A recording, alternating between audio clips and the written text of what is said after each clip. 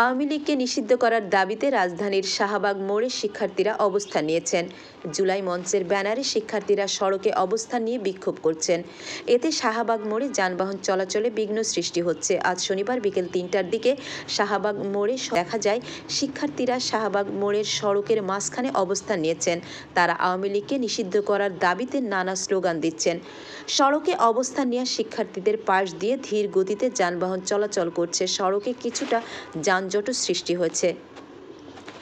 আন্দোলনকারীদের দাবি, কোনো চক্রান্ত করে অভ্যুত্থানের খুনি দল আওয়ামী লীগকে পুনর্বাসন করা যাবে না।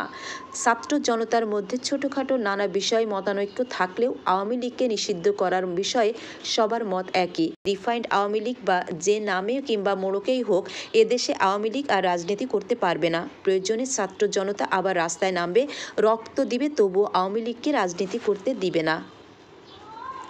শাহবাগ মোড়ে দায়িত্ব পালনকারী ট্রাফিক পুলিশ সদস্যরা জানান, বেলা ১:৩০টার দিকে কিছু শিক্ষার্থী মিছিল নিয়ে শাহবাগ মোড়ে আসেন। তারা রাস্তায় অবস্থান নিয়ে বিক্ষোভ করতে শুরু করেন। তারা অবস্থান কর্মসূচির পাশ দিয়ে যানবাহন সচল রাখার চেষ্টা করছেন।